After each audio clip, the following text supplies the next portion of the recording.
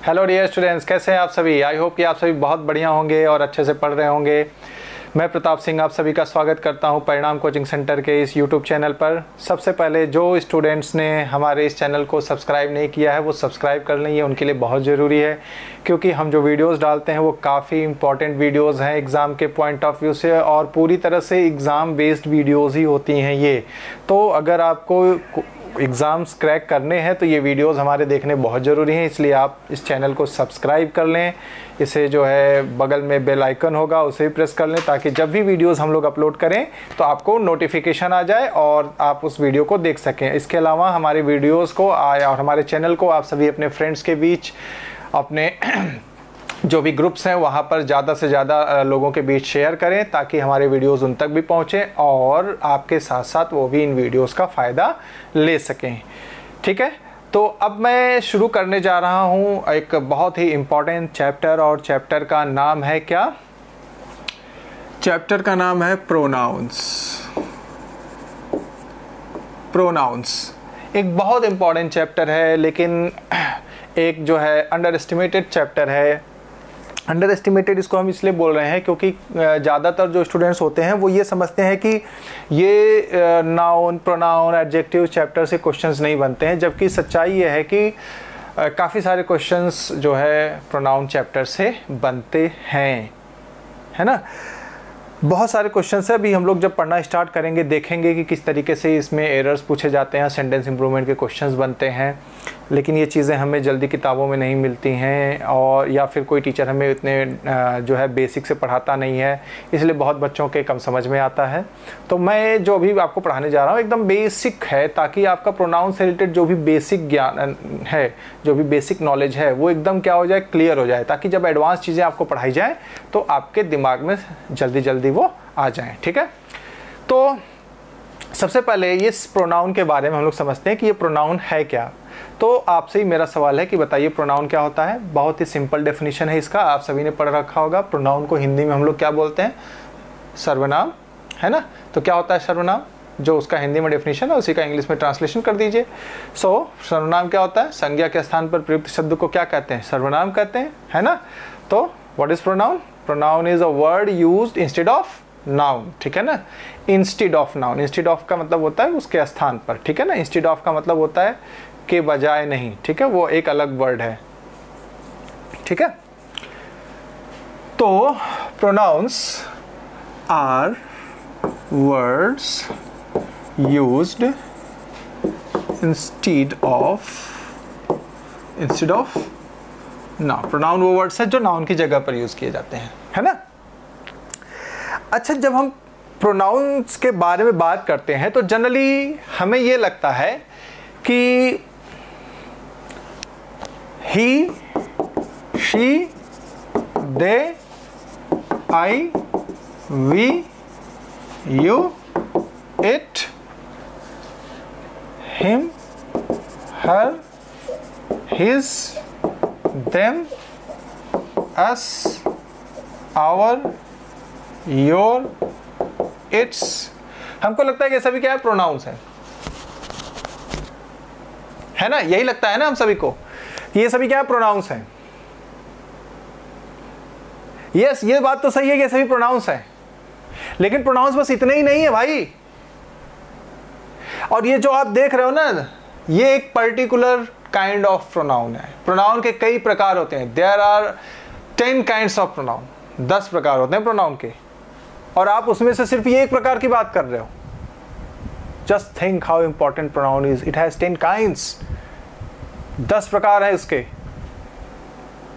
लेकिन हम उसमें से खाली एक प्रकार की बात करते हैं। और इसी वजह से हम लोग प्रोनाउन चैप्टर को बहुत हल्के में लेते हैं। जो स्टूडेंट्स हैं वो समझते हैं कि प्रोनाउन, अरे ही, सी, दे, इट, इसमें क्या रखा हुआ है? प्रोनाउन चैप्टर में बहुत कुछ रखा हुआ है, बहुत सारी इंपॉर्टेंट चीजें हैं, ठीक है, और यहां से काफी क्वेश्चंस बनते हैं। तो और क्वेश्चंस का लेवल काफ़ी अच्छा होता है। आगे जब हम प्रोनाउंस चैप्टर पढ़ लेंगे और उसके एक्सरसाइजेस वगैरह सॉल्व करेंगे तो आप सभी देखेंगे वहाँ पर कि किस तरह का क्वेश्चंस यहाँ से बनता है। तो मैंने क्या बताया, प्रोनाउन के 10 प्रकार होते हैं। कितने प्रकार? 10 प्रकार होते हैं। तो उसमें से हम लोग एक एक करके सारे प्रकार समझेंगे। इसमें सबसे पहला प्रकार क्या है? सबसे पहला प्रकार है पर्सनल प्रोनाउन। क्या है? Personal pronoun.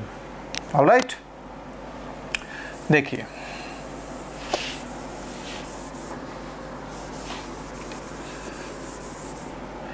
the very first kind of a pronoun is personal pronoun. क्या होते हैं पर्सनल प्रोनाउंस? क्या होता है पर्सनल प्रोनाउन? पर्सनल प्रोनाउन वो प्रोनाउन होते हैं जो किसी नाम की जगह पर यूज किए जाते हैं। नाम, समझ रहे हो ना? आइए इसको एग्जांपल समझें। जैसे अगर मैं कहूँ, क्या जैसे अगर आपसे कहा जाए कि कोई पर्सन है राम, उसके बारे में आप 4 लाइनें बोलिए, ठीक है? तो आपने कहा Ram is a good boy. Ram is a good boy. फिर आपने कहा Ram studies in 10th class. Ram studies in 10th class. फिर आपने कहा Ram's father is a farmer. फिर आपने कहा कि Rahul always helps Ram. I have written 4 statements about Ram over here on the board, and you can read it. Ram is a good boy. Ram studies in 10th class. Ram's father is a farmer, and Ram always helps Ram.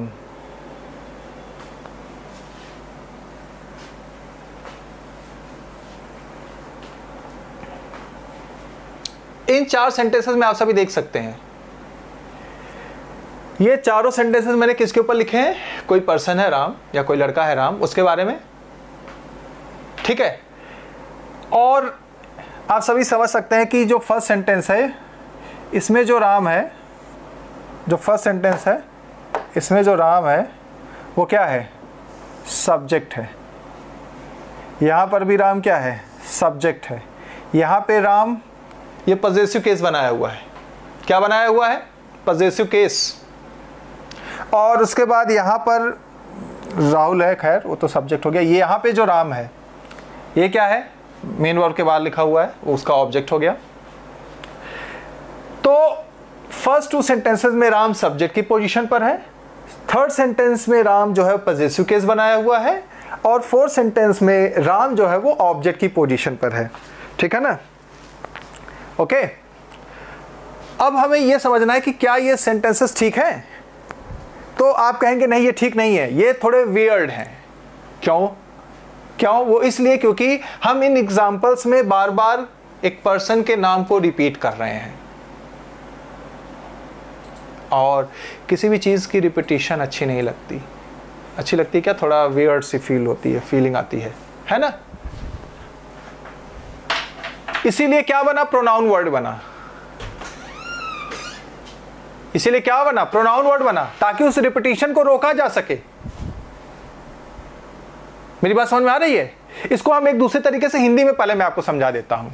जैसे अगर मैं एक sentence कहूं कि राम एक बहुत अच्छा लड़का है, और राम के बारे में और बातें करूं, राम राम के पिताजी की बड़ी मदद करता है, राम राम के भाइयों की भी बड़ी मदद करता है, राम राम का होमवर्क एकदम टाइम से करता है।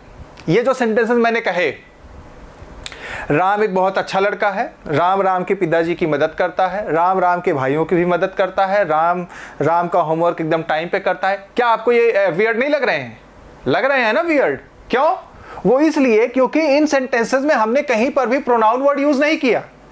लेकिन अगर इन्हीं सेंटेंसेस को मैं हटाकर ऐसे बोलूं, इन्हीं सेंटेंसेस में मैं हटाकर करेक्शन करके थोड़ा कुछ अलग प्रकार से बोलूं, जैसे कि राम एक बहुत अच्छा लड़का है, वह अपने पिताजी की मदद करता है, वह अपने भाइयों की भी मदद करता है, वह अपना होमवर्क समय पर करता है। अब यहां पर बताइए, पहला जो बोलने का तरीका था कि राम बहुत अच्छा लड़का है, पहले सेंटेंस में हमने तो राम को रखा, राम एक बहुत अच्छा लड़का इधर भी रखा था, राम एक बहुत अच्छा लड़का उधर भी रखा था। लेकिन इधर जब मैंने बोला राम राम के पिताजी की मदद करता है, राम राम के पिताजी की मदद करता है, तो अजीब नहीं लग रहा?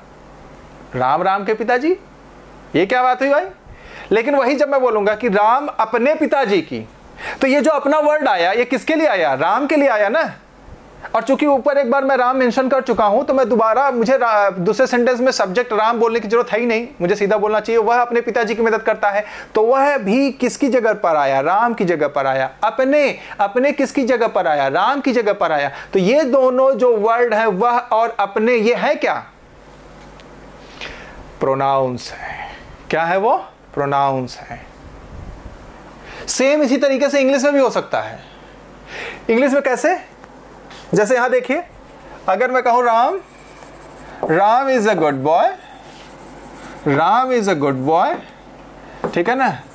अगर हमारे पास प्रोनाउन नहीं होता तो हम सेंटेंस कैसे बनाते हैं? हम ऐसे बनाते हैं, Ram helps Ram's father, Ram helps Ram's father,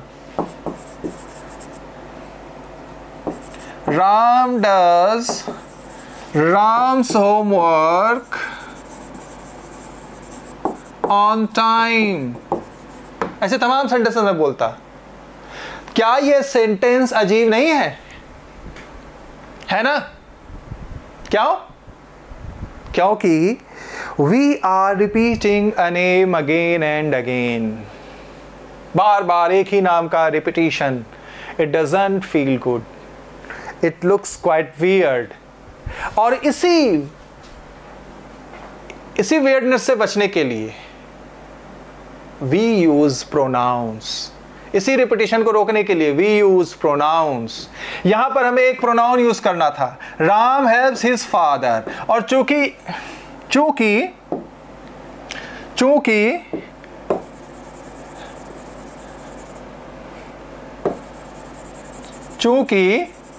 एक बार नाम मैंने ऊपर के सेंटेंस में लिख दिया है, ठीक है ना, एक बार नाम मैंने ऊपर के सेंटेंस में लिख दिया है, तो मुझे यहां पर क्या लिखना चाहिए था? हिज।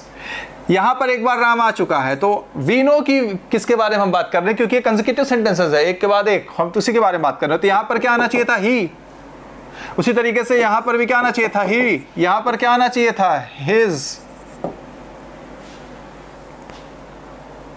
समझ गए ना प्रोनाउन का कॉन्सेप्ट? प्रोनाउन क्यों यूज किया जाता है? इसी रिपीटिशन को रोकने के लिए, इस वियर्डनेस से बचने के लिए। एक बहुत ही एब्सर्ड सिचुएशन हो जाती है ये।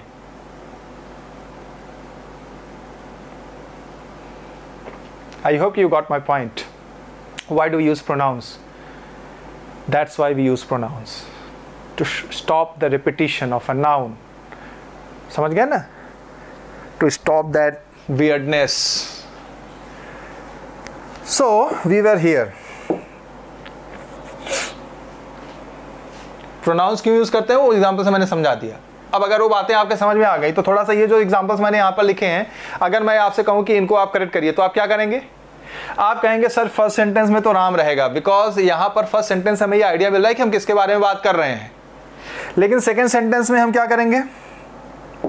सेकेंड सेंटेंस में हम लोग यहाँ से राम हटा देंगे और इसकी जगह क्या लिखेंगे? ही। हम लिखेंगे he studies in 10th class. इस थर्ड सेंटेंस में से हम लोग क्या करेंगे? राम हटा देंगे, यहाँ पर क्या लिखेंगे? His father. और इस फोर्थ सेंटेंस में से भी हम लोग यहाँ से भी राम हटा देंगे और यहाँ पर क्या लिखेंगे? यहाँ पर क्या लिखेंगे? सॉरी, यहाँ पर क्या लिखेंगे? हिम। क्या लिखेंगे? Him. So you can see, Ram is a good boy, he studies in 10th class, his father is a farmer and Rahul always helps him. Now these four sentences are correct. ये चारों sentences अब सही हैं। क्यों? क्योंकि हमने repetition के noun का जो रिपीटिशन था वो हटा दिया। हमने अब क्या किया वो समझिए। हमने यहाँ पर ये जो पोजीशन थी किसकी थी? सब्जेक्ट की। तो यहाँ पर कोई ऐसा प्रोनाउन लगाया जो सब्जेक्ट की जगह पर लिखा जा सकता है। यानी ये जो प्रोनाउन है ये क्या बताता है? ये बताता है सब्जेक्ट। समझे मेरी बात को? और यहाँ पर ये जो राम है इसके साथ एपोस्ट्रोफी एस लगा हुआ है, तो ये क्या बता रहा है? ये पजेसिव केस बता रहा है। तो यहाँ पर हम एक ऐसा प्रोनाउन लिख रहे हैं जो कि पजेसिव केस दिखाने के लिए यूज कर रहे हैं। तो हम यहाँ पर जो प्रोनाउन यूज कर रहे हैं वो क्या यूज कर रहे हैं? Possessive case. समझ गए ना? और यहां पर राम ऑब्जेक्ट की जगह पर है, तो यहां पर हम एक ऐसे नाउन या ऐसे प्रोनाउन का प्रयोग करेंगे जो कि ऑब्जेक्ट की जगह पर लिखा जा सके। तो ये जो हिम है ये क्या बता रहा है, ये ऑब्जेक्ट के रूप में यूज हुआ है। तो आप सभी देख सकते हैं कि जब हमने नाम लिखा, ठीक है, राम चाहे सब्जेक्ट की जगह पर हो, चाहे पजेसिव केस बनाना हो, चाहे ऑब्जेक्ट की जगह पर लिखना हो, राम में कोई चेंजेस किया क्या मैंने? राम में कोई चेंजेस किया क्या? नहीं, राम में कोई चेंजेस नहीं किया। चाहे उस सब्जेक्ट की जगह पर लिखना हो, चाहे ऑब्जेक्ट की जगह पे, चाहे उसमें पजेसिव केस। पजेसिव केस बनाने के लिए सिर्फ एक चीज ऐड कर दी जाती है, उसमें एपोस्ट्रोफी एस। किसी नाउन का पजेसिव केस बनाने के लिए उसमें या तो एपोस्ट्रोफी एस ऐड कर दिया जाता है या एपोस्ट्रोफी ऐड कर दिया जाता है, if it is a living being. समझ गए ना? यदि वो कोई सजीव हो तो। आगे नाउन में हम देखेंगे उसमें। तो नाउन में कोई चेंजेस नहीं, देख सकते हैं आप सभी, कहीं कोई चेंज किया नहीं। But when I started writing a pronoun, when I started substituting that particular noun with a suitable pronoun, एक सुटेबल प्रोनाउन से हमने उसको सब्स्टिट्यूट करना स्टार्ट कर दिया, तो व्हाट डिड वी फाइंड? हमने क्या पाया? हमने यहां पर यह पाया कि if I am using a pronoun at the place of subject, it is in a different case. If I am using it at a place of object, it is in different case. And if I have to make possessive case, it should be in a different case. मतलब कि अगर मैं pronoun को subject की जगह पर लिख रहा हूं तो किसी और केस में लिखा जाएगा, ऑब्जेक्ट की जगह पर लिख रहा हूं तो किसी और केस में लिखा जाएगा, पजेसिव केस में लिख रहा हूं तो किसी और केस में लिखा जाएगा।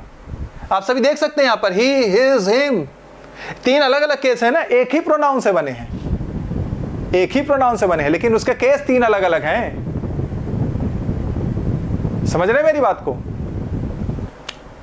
तो इसका मतलब यह होता है, इसका मतलब यह होता है कि जो प्रोनाउंस हैं उनके तीन केस होते हैं। कितने केस होते हैं? तीन केस। हम इनको एक टेबल के माध्यम से लर्न करते हैं, ठीक है? प्रोनाउंस के कितने केस होते हैं? पर्सनल प्रोनाउंस के 3 case. There are 3 cases of personal pronouns. Which are these 3 cases? We will learn it.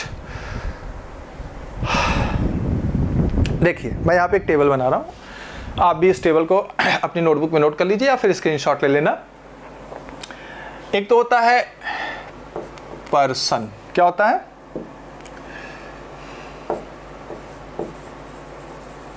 Person, ठीक है?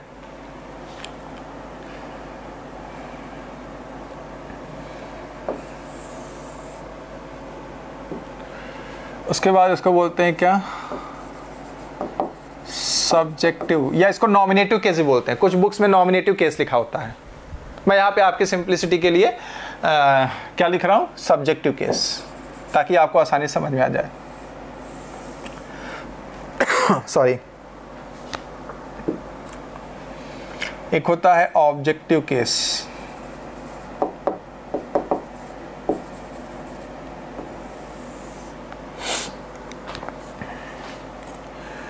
और एक होता है क्या?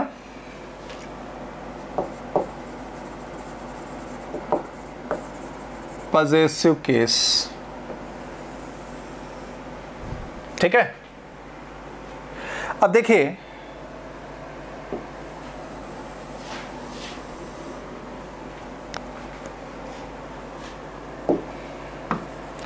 सबसे पहले हम लोग बात करते हैं किसकी? फर्स्ट पर्सन की। किसकी बात करते हैं? First person.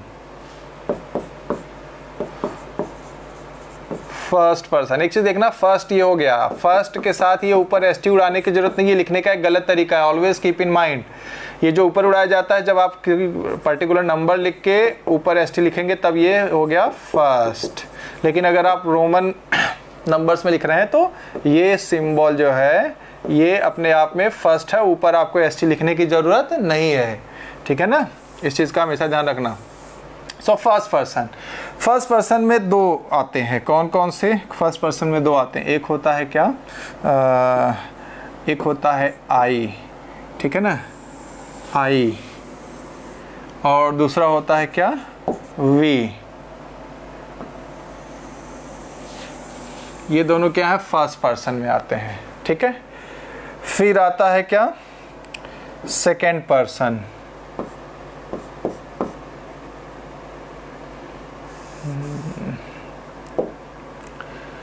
सेकेंड पर्सन, मैं वही गलती करने जा रहा हूँ जो आपको अभी सिखाया मैंने।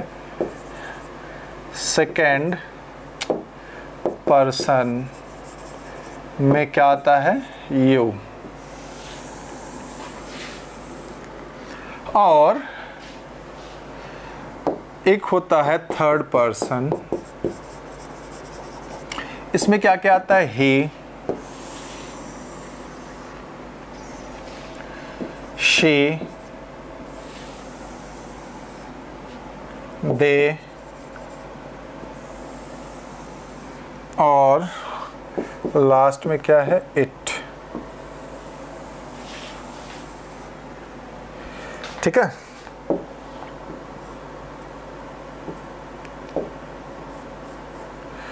ओके, अब आप सभी देख सकते हैं कि ये सारे क्या है? सब्जेक्टिव केस हैं। फर्स्ट पर्सन में आई और वी आता है, सेकंड पर्सन में यू आता है, थर्ड पर्सन में ही, शी, दे और इट आता है। समझ गए ना? अब इनका ऑब्जेक्टिव केस क्या होता है? तो आई का जो ऑब्जेक्टिव केस होता है वो होता है मी, और वी का जो होता है वो होता है क्या? अस। इनके पजेसिव केस क्या होते हैं? इनके दो पजेसिव केस होते हैं। जैसे आई का एक पजेसिव केस होता है क्या? एक पजेसिव केस क्या होता है? माइन। क्या होता है? माइन। ठीक है। एक पजेसिव केस होगा, गड़बड़ हो गया। एक पजेसिव केस होगा माइन और एक क्या होगा? माई। वी का भी दो पजेसिव केस होता है, एक होता है आवर्स और एक होता है क्या? आवर।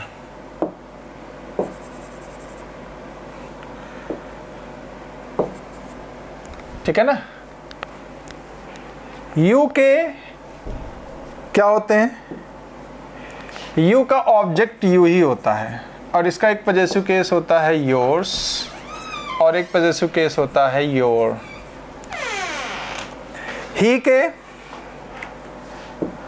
ही का ऑब्जेक्ट होता है हिम, इसका पजेसिव केस है हिज और his.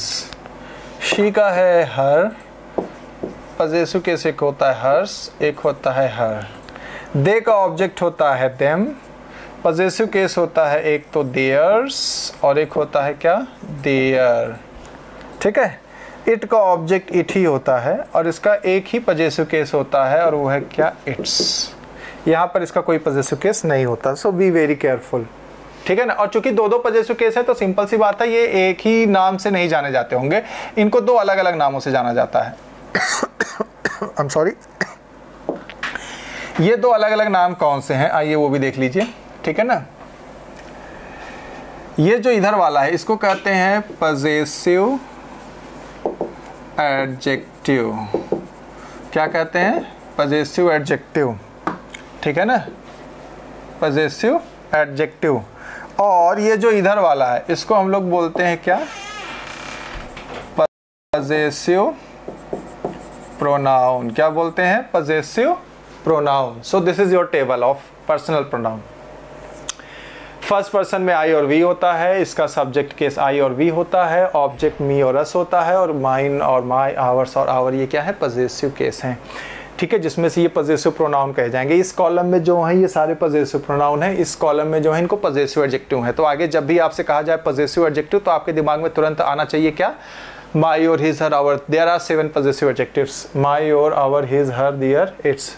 Alright, so these are our 7 possessive adjectives and these are possessive pronouns. There are 6 possessive pronouns, mine, ours, yours, his, hers, theirs. यहाँ पे आपको थोड़ी कंफ्यूजन हो सकती है कि his जो है यहाँ पे भी है, यहाँ पे भी है, तो his को हम possessive adjective माने या possessive pronoun माने? It is very simple to identify. ठीक है, अगर possessive adjective जो होते हैं उनके बाद हमेशा कोई noun आता है, possessive pronoun के बाद कोई noun नहीं आता है। ठीक है ना? Be very careful, अभी आगे हम लोग देखने वाले हैं। तो सबसे पहले फर्स्ट पर्सन क्या होता है इसको समझ लीजिए। First person means what? First person is जिसके बारे में बात होती है। फर्स्ट पर्सन जो जिसके बारे में बात होती है वो नहीं होता फर्स्ट पर्सन, जो स्पीकर होता है वो फर्स्ट पर्सन होता है। For example here I am first person because I am telling you everything. ठीक है, मैं आपको बता रहा हूँ। ठीक है, तो मैं जो भी बातें बोलूँगा वो अपने लिए हमेशा आई करके बोलूँगा। तो I am a teacher of English, समझ गए ना? I am a teacher of English, I live here in Delhi. ठीक है, I have total 12 years of teaching experience. तो ये जो भी बातें मैं आपको बोल रहा हूँ, ये मैं किसके लिए बोल रहा हूँ? मेरे लिए बोल रहा हूँ, समझ गए ना? तो I am the first person because I am the speaker. और अगर यही बात आप बोलेंगे तो you are the first person because you are the speaker. लेकिन अभी मैं आपके लिए क्या वर्ड यूज कर रहा हूं? यू। तो यू जो होता है वो लिसनर होता है। यू जो होता है वो क्या होता है? लिसनर होता है। Second person is always a listener. Second person is always a listener. जो भी मेरी बातें सुन रहे हैं, हर कोई इस वीडियो के माध्यम से जो भी ये बात सुन रहा है, वो सब के सब क्या है? सेकेंड पर्सन है। लेकिन अगर मेरी ये बात कोई बाई चांस सुन रहा है, he is not the real audience, ठीक है ना, वो रियल लिसनर, वो मेरी बात जो है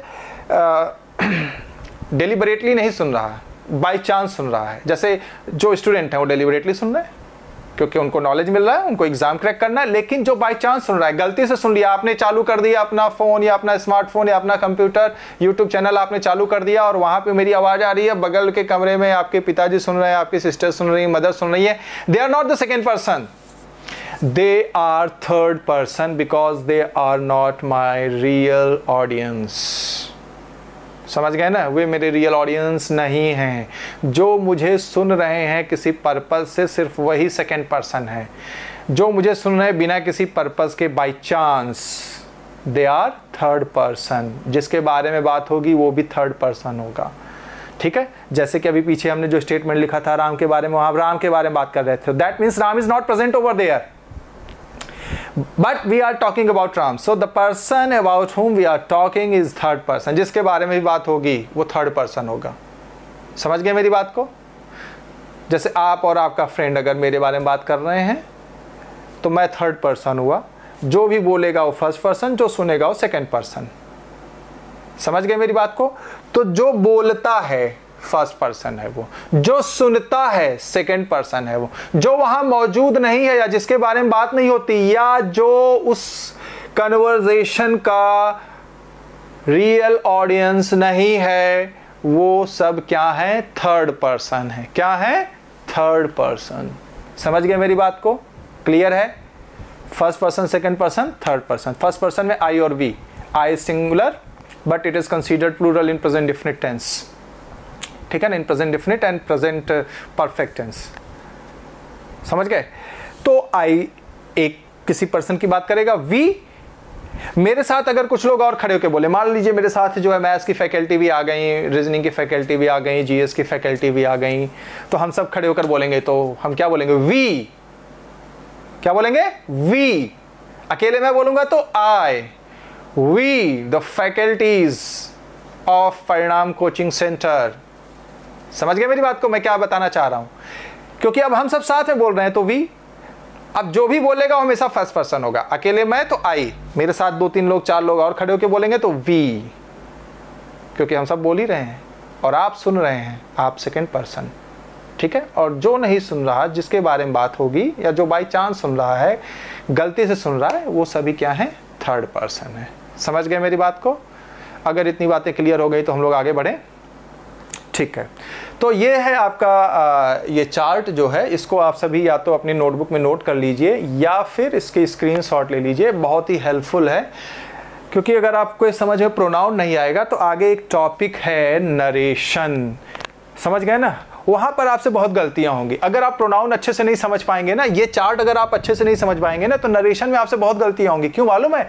क्योंकि नरेशन में जब हम डायरेक्ट नरेशन से इनडायरेक्ट नरेशन बनाते हैं तो वहां पे प्रोनाउंस में चेंजेस किए जाते हैं, और वो चेंजेस आप तभी कर पाएंगे जब आपके समझ में ये बात आ गई होगी, ये टेबल आ गया होगा अच्छे से। समझ गए मेरी बात को?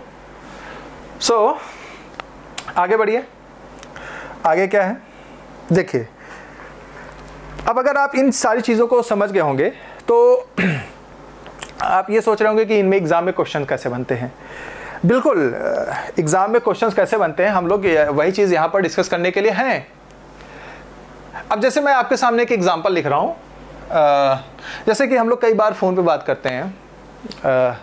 जैसे मान लीजिए कोई मेरा फ्रेंड है, उससे मेरी बात हो रही है, yes Rahul how are you, yeah I am good dear, today we are organizing a party, so you are coming? No? Yeah, I am coming. And who else? और कौन आ रहा है तुम्हारे साथ? तो मैं क्या बोलूँगा? Me and my friends.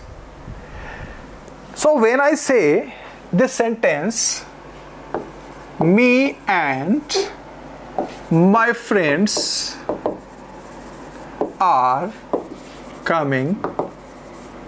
Me and my friends are coming. Look at the sentence very carefully. आपको क्या लगता है सेंटेंस सही है कि गलत है? हम स्पीकिंग में अक्सर बोलते हैं, ये जो सेंटेंस मैंने यहां पर बोर्ड पे लिखा है ना, when we speak in English, many a time we use this phrase, me and my friends, me and my brothers, me and my colleagues, whatever. Is this a correct sentence? No, not at all. बिल्कुल नहीं है ये correct. This is absolutely a wrong sentence. ये पूरी तरह से एक गलत वाक्य है. जिसने भी इस वाक्य को बोला है वो गलत बोला है. तो जब भी अब आप किसी कन्वर्सेशन में आप ये सुने कोई बोल रहा हो me and my friends are coming, तो तुरंत उसको टोकिए कि भाई गलत अंग्रेजी मत बोल, ज़्यादा अंग्रेजी का इंप्रेशन मेरे पे मत झाड़, मुझे भी आता है इसलिए मैं तेरे को टोक रहा हूँ. समझ गए ना क्या टोक रहा हूँ? कि मी एंड माई फ्रेंड्स. अब गलत क्यों है? What's the reason behind this? What's the logic? The logic is that ये पोजीशन किसकी है भाई? ये पोजीशन किसकी है? ये जो पोजीशन है इस सेंटेंस में, ये किस चीज की पोजीशन है भाई? सेंटेंस में हम कोई भी वर्ड लिखते हैं तो उसका एक तो होता है क्या, एक तो होता है उसका रियल नेम. रियल नेम का मतलब पार्ट्स ऑफ स्पीच के हिसाब से, और दूसरा उसका एक होता है फंक्शनल नेम. फंक्शनल नेम मतलब वो जिस पोजीशन पर है, या उसको हम पोजीशनल नेम भी बोल सकते हैं कि वो जिस पोजीशन पर है वह पोजीशन किस तरह के फंक्शन के लिए है. आप सभी इस चार्ट से ये समझ सकते हैं, आप सभी इस चार्ट से ये समझते हैं कि मी क्या है? ऑब्जेक्टिव केस है ना. और इस सेंटेंस में ये जो पोजीशन है मी एंड माय फ्रेंड्स, ये किसकी पोजीशन है? ये सब्जेक्ट की पोजीशन है. किसकी पोजीशन है? सब्जेक्ट की पोजीशन है ना. और सब्जेक्ट की जगह पर मैंने क्या लिखा हुआ है? ऑब्जेक्ट लिखा हुआ है. तो क्या ये सही होगा? नहीं होगा ना. समझ गए मेरी बात को? तो मी एंड माय फ्रेंड्स क्यों गलत होता है? इसी वजह से गलत होता है क्योंकि जब मैं वहां पे अपने फ्रेंड को या किसी को भी ये बता रहा हूं कि मैं और मेरे दोस्त आ रहे हैं, तो उस आने का वो ऑब्जेक्ट है या उस आने का वो डूअर है, सब्जेक्ट है. समझ गए मेरी बात को? वो उसका सब्जेक्ट है. तो me and my friends is wrong. Instead of me and my friends I should have written my friends and I. समझ गए मेरी बात को? मुझे क्या लिखना चाहिए था? My friends and I.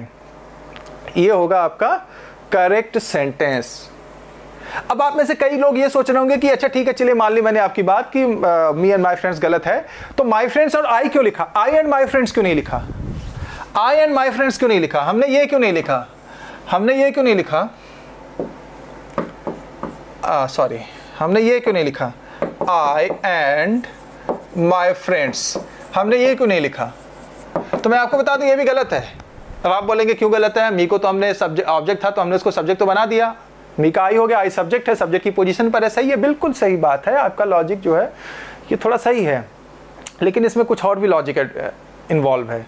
समझ गए ना? ये तो एक लॉजिक इन्वॉल्व हो ही गया कि भाई वो पोजीशन है सब्जेक्ट की और वहाँ पे सब्जेक्ट आना चाहिए, ऑब्जेक्ट नहीं आना चाहिए. लेकिन इसमें एक और भी लॉजिक है कि एक्चुअली हम ऐसे ही कोई भी प्रोनाउन, 3 अलग अलग पर्सन के प्रोनाउन है ना, तो हम ऐसे ही किसी पर्सन का प्रोनाउन कहीं पर भी नहीं लिख सकते. उनको लिखने का एक ऑर्डर होता है. वो ऑर्डर क्या होता है वो आगे हम लोग समझेंगे. अभी फिलहाल जो मैं आपको समझा रहा हूँ वो समझने की आप कोशिश करिए. तो अगर आप आई एंड माई फ्रेंड्स लिखेंगे तो गलत है. ऑर्डर क्या होता है वो आगे हम समझ लेंगे. ठीक है ना? तो हमारा जो करेक्ट सेंटेंस है माई फ्रेंड्स एंड आई होगा. My friends and I R coming. Never use. तो इस चीज़ से हमने क्या निकाला? इस चीज़ से हमने ये निकाला, हमारा जो कंक्लूजन है कि सब्जेक्ट की जगह पर सब्जेक्ट यूज़ करिए न कि ऑब्जेक्ट. सब्जेक्ट की जगह पर सब्जेक्ट यूज़ करिए न कि ऑब्जेक्ट, ठीक है ना। अब कहाँ कहाँ सब्जेक्ट यूज किया जा सकता है, एक तो ये पोजीशन हो गई, दूसरा, ठीक है, दूसरा क्या है, दूसरा कभी कभी आप पढ़ते हैं, जैसे कि अगर मैं ये कहूँ क्या, राहुल इज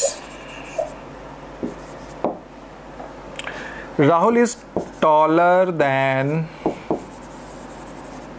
हिम, एक सेंटेंस ये हो गया। या फिर एक सेंटेंस मैं और कहूँ कि कविता इज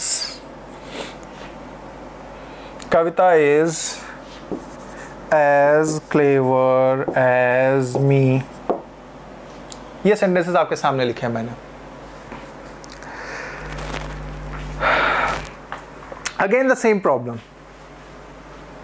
ये सेंटेंस आपको दिखने में एकदम सही लग रहे होंगे, these sentences seem to be correct, ये एकदम सही लगते हैं और हम बोलते भी हैं इन्हीं को, लेकिन ये दोनों ही सेंटेंसेस गलत हैं। Both these sentences are wrong. Why? What's the logic behind? क्या कारण है इसके पीछे, क्या तर्क है इसके पीछे? तर्क बहुत ही सिंपल है। तर्क बहुत ही सिंपल क्या है? ये क्या है टॉलर देन, ये क्या है as clever as. As clever as positive degree है, टॉलर देन जो है वो कंपैरेटिव डिग्री है। एक चीज आप सभी समझ लीजिए, ये जो डिग्री है, डिग्री एडजेक्टिव का एक पार्ट है। डिग्री एडजेक्टिव में पढ़ते हैं जहां हम किसी क्वालिटी को लेकर तुलना करते हैं दो या दो से ज्यादा लोगों के बीच में। So degree is actually used to compare, और पॉजिटिव डिग्री और कंपैरेटिव डिग्री दो लोगों के बीच कंपैरिजन शो करता है, दो से ज्यादा नहीं, दो लोगों के बीच में, ठीक है ना।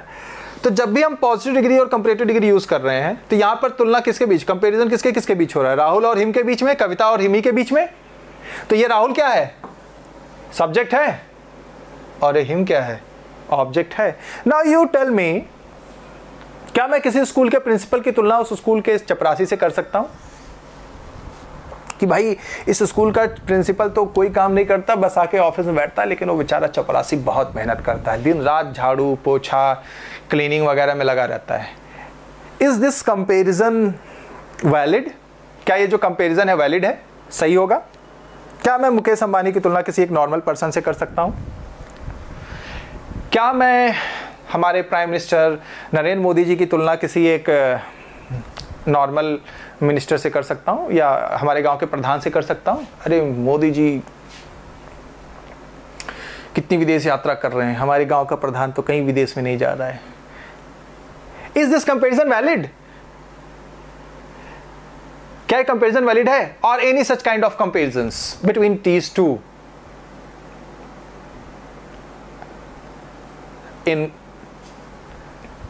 इनवैलिड है ना? क्यों? क्योंकि कहां मोदी जी, कहां हमारे गांव का प्रधान, कहां मुकेश अंबानी, कहां एक साधारण व्यक्ति, कहां प्रिंसिपल, कहां उसके रोल्स और फंक्शंस अलग हैं, और कहां वो चपरासी, उसके रोल्स और उसकी ड्यूटीज अलग हैं। मेरी बात समझ में आ गई सबको? तो वही चीज यहां पर भी वैलिड है। कंपैरिजन हमेशा दो समान लोगों के बीच होता है। मैं नरेंद्र मोदी जी की तुलना मनमोहन सिंह से कर सकता हूं, क्योंकि वो भी एक प्राइम मिनिस्टर थे और ये भी एक प्राइम मिनिस्टर हैं। मैं मुकेश अंबानी की तुलना गौतम अडानी से कर सकता हूं, लक्ष्मी मित्तल से कर सकता हूं, ठीक है ना, बिल गेट्स से कर सकता हूं, ऐसे लोगों से कर सकता हूं जो कि क्या है, खुद करोड़पति हैं, अरबपति हैं, billionaire, they are billionaires. Mukesh Ambani is a billionaire, Gautam Adani is a billionaire, Bill Gates is a billionaire. तो कंपैरिजन किस में होगा? बराबर के लोगों में होगा ना, बराबर के लोगों में होगा ना, कि मुकेश अंबानी की तुलना मैं किसी ऐसे राह चलते आदमी से कर दूंगा? नहीं, it is not possible, it is not valid, it is invalid. So the same concept applies here.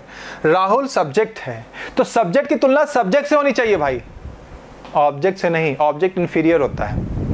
Object is the receiver of the action. Object कौन होता है? ऑब्जेक्ट होता है एक्शन का रिसीवर, वो इंफीरियर होता है। सब्जेक्ट की तुलना सब्जेक्ट से होनी चाहिए भाई, ऑब्जेक्ट से नहीं होनी चाहिए। ये सब्जेक्ट है, इसकी तुलना सब्जेक्ट से होनी चाहिए, इसलिए यहां हिम नहीं आएगा। क्या आएगा? ही करेक्ट सेंटेंस है, और ही की जगह आप ही इज भी लिख सकते हैं, ये भी सही है, ये भी सही है। चाहे आप सिर्फ ही लिखिए, चाहे आप ही इज लिखिए, both are correct. Next, Kavita is as clever as me. गलत है ये। क्यों गलत है? क्योंकि कविता इज ए सब्जेक्ट। कविता एक सब्जेक्ट है, सब्जेक्ट की तुलना किससे होनी चाहिए? सब्जेक्ट से होनी चाहिए। मी ऑब्जेक्ट है, तुलना बराबरी में नहीं है, इसलिए मी नहीं होगा। क्या होगा? आई या फिर आई एम, जो भी आप लिखना चाहें, ये दोनों ही क्या है? सही है। समझ गए मेरी बात को? तो ये हो गया सेकेंड पॉइंट, जहां पर हमें क्या यूज करना चाहिए? सब्जेक्ट यूज करना चाहिए। क्या यूज करना चाहिए? सब्जेक्ट। इस तरह के किसी भी एग्जाम्पल में, ठीक है, आप यहां पर क्या यूज करेंगे? सब्जेक्ट यूज करेंगे। जब भी दो लोगों के बीच में कंपैरिजन हो रहा है, अगर सब्जेक्ट से कंपैरिजन हो रहा है, तो जिसकी कंपैरिजन हो रही है वो भी सब्जेक्ट होना चाहिए।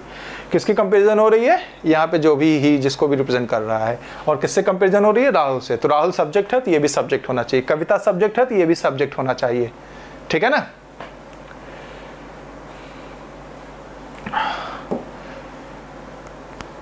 Got my point, everybody? If you got this point, we'll move a little bit further. What's next? The third point is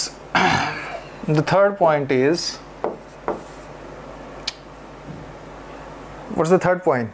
The third point is if I say, sometimes we do say this, it is me, it is me, or it is me who is to blame.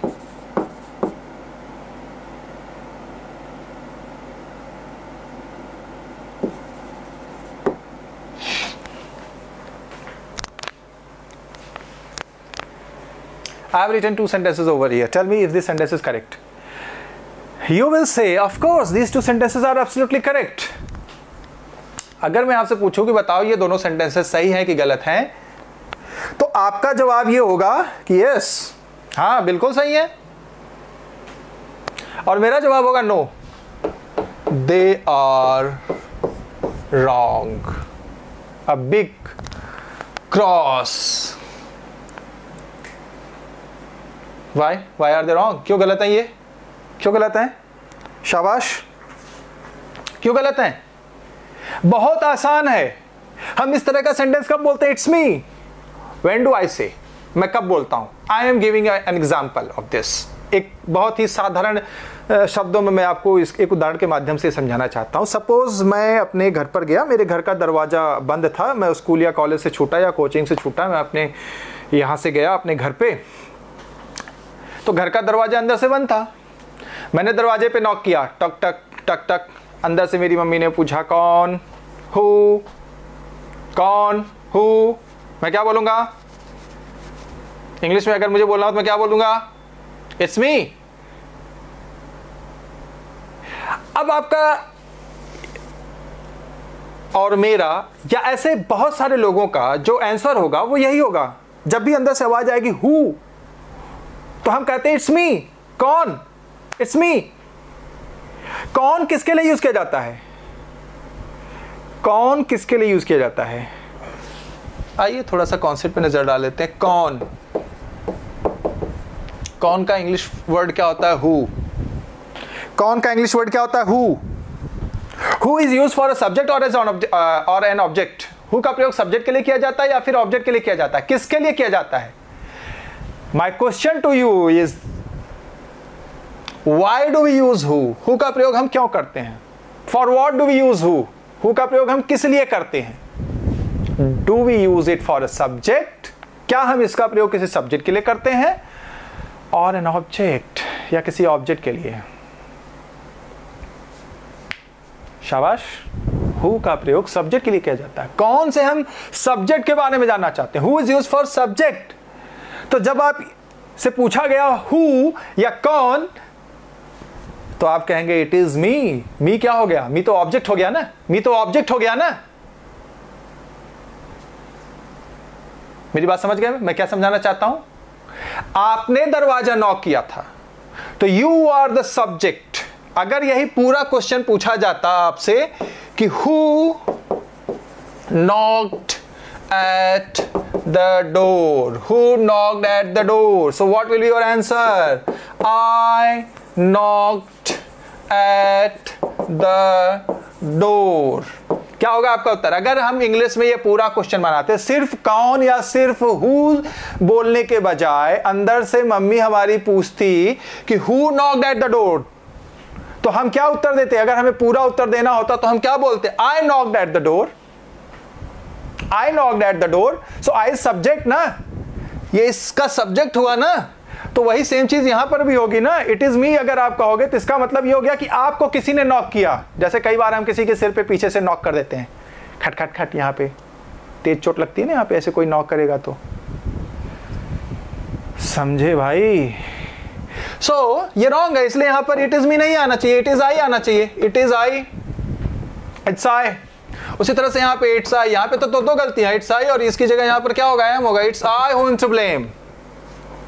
आप में से कई लोगों को sentence गलत लग रहा है, it is I who is to blame, who am to blame. क्यों गलत लग रहा होगा?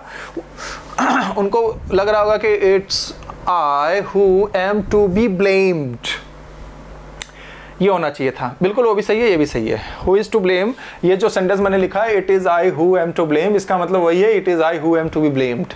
समझ गए ना? एक फ्रेज है, इसको इसी तरीके से यूज किया जाता है, ठीक है ना। यहाँ ब्लेम करने के लिए मैं हूँ, इसका मतलब ये हो गया, ठीक है। और वैसे भी ये इन्फिनिटिव के रूल से रिलेटेड है, जो आगे आपको समझ में आएगा जब इन्फिनिटिव चैप्टर पढ़ाया जाएगा। तो अभी उतना डीप में घुसने की जरूरत नहीं है, आप बस ये समझ लीजिए कि यहाँ पे मी की जगह क्या होना चाहिए था? आई, और यहाँ पे चूंकि ये रिलेटिव प्रोनाउन है तो रिलेटिव प्रोनाउन के बाद जो वर्ब आता है पीछे जो एंटेसिडेंट होता है। एंटेसिडेंट क्या होता है आगे जब रिलेटिव प्रोनाउन पढ़ाऊंगा तो वहाँ बताऊंगा। फिलहाल यहाँ पे समझ लीजिए एंटेसिडेंट आई है, एंटेसिडेंट, ठीक है ना। कौन है? आई है। एंटेसिडेंट क्या होता है ये मैं आगे आपको पढ़ाऊंगा, ठीक है। जब रिलेटिव प्रोनाउन बताऊंगा तो रिलेटिव प्रोनाउन के बारे में मैं पढ़ाऊंगा विस्तार से वहाँ पे, क्योंकि जनरली किसी किताब में इसके बारे में विशेष रूप से नहीं बताया गया है और नहीं जनरली कोई टीचर इसके हाथ डालना चाहता है, क्योंकि इंग्लिश में कुछ टॉपिक्स ऐसे होते हैं ना टीचर वहाँ हाथ नहीं डालना चाहते, क्योंकि हाथ वहाँ डालेंगे तो हाथ जल जाएगा। जलने का मतलब समझ रहा हूँ आप सभी, ठीक है, क्योंकि उस टॉपिक पर उनको वो खुद कन्फ्यूज रहते हैं। मार्केट में 99% टीचर्स ऐसे हैं जो रिलेटिव प्रोनाउन अच्छे से आपको नहीं बता सकते हैं, क्योंकि वो खुद कंफ्यूज रहते हैं उसमें, ठीक है। लेकिन मैं आपको सिखाऊंगा कि रिलेटिव प्रोनाउंस क्या होते हैं, कैसे उनको हम यूज़ करते हैं, ठीक है, उनके ऊपर एरर कैसे आता है, वो सब चीज़ें हम आगे देखेंगे। अभी फ़िलहाल आपको यहाँ पर ये समझना है कि ये जो मैं आपको बता रहा हूँ इट इज़ मी, तो वो गलत है। इट इज़ आई होगा, इट्स आई, इट्स ही, ठीक है ना। आई होप कि इस क्वेश्चन से आप लोगों को एकदम डाउट क्लियर हो गया होगा।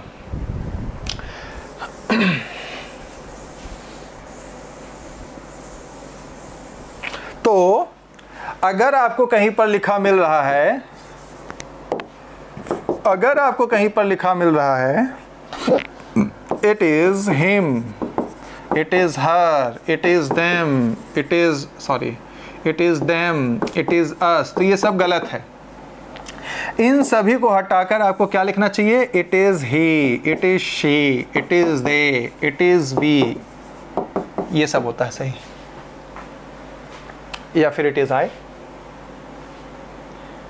कभी कभी ये पास्ट फॉर्म में भी लिखा इट वॉज हिम, गलत हो गया, it was he, it was they, समझ गए ना। अब आप ये सोचेंगे कि दे तो प्लूरल है तो हम इज क्यों लगा रहे हैं, आर क्यों नहीं लगा रहे हैं, अभी प्लूरल है तो हम इज क्यों लगा रहे हैं, आर क्यों लगा रहे हैं, क्योंकि हमारा जो सब्जेक्ट है यहाँ पे इट है ना कि वो सब है। समझ गए मेरी बात को? ओके। एक चीज और, वो चीज ये कि कभी कभी ना ये इंटरोगेटिव फॉर्म में भी पूछ दिया जाता है, जैसे कि लिख दे क्या, इज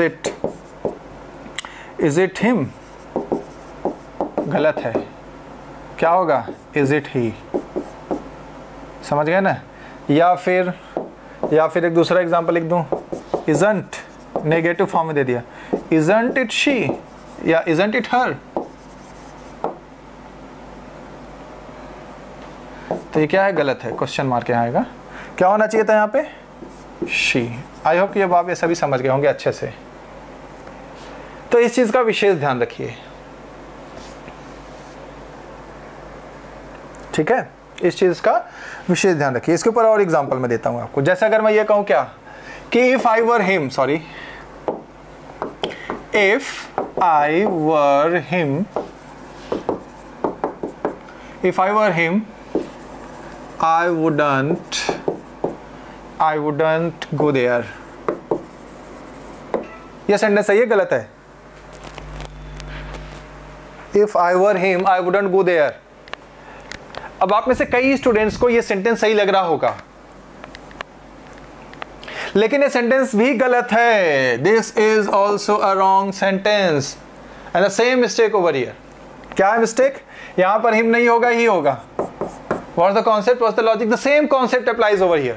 वही कॉन्सेप्ट जो भी आपने पीछे यहां पर देखा, यहां पर इन सभी एग्जांपल्स में, वही कॉन्सेप्ट इस एग्जांपल में भी अप्लाई हो रहा है, इस एग्जांपल में भी अप्लाई हो रहा है। इफ आई वर हिम, अभी मैंने क्या बताया था?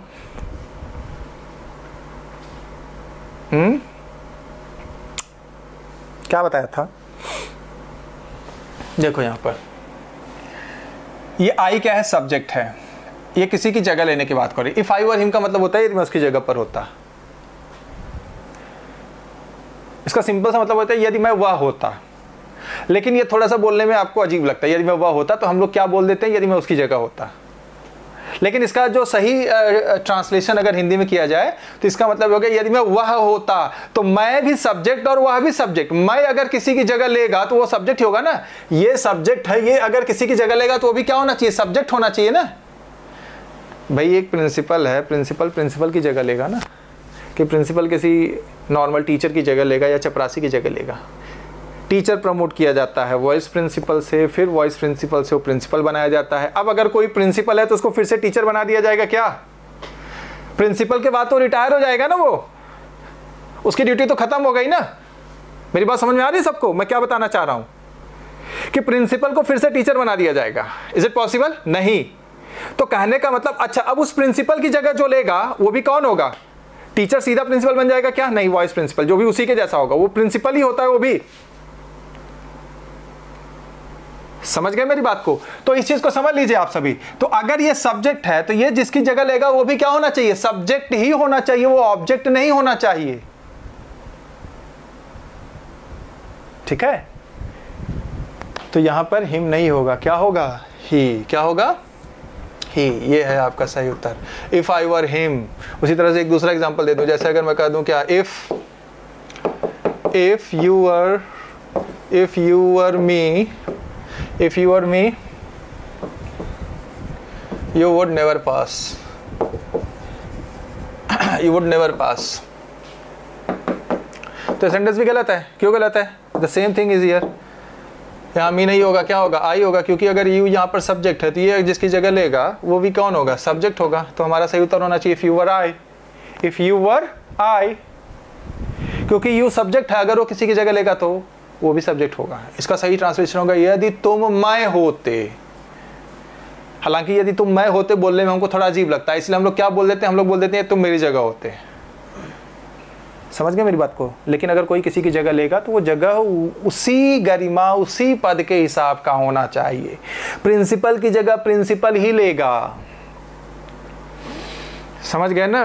टीचर डायरेक्ट नहीं बन जाता प्रिंसिपल, टीचर प्रमोट होता है पहले। टीचर से वो हेडमास्टर बनेगा या फिर हेडमास्टर से वाइस प्रिंसिपल बनेगा।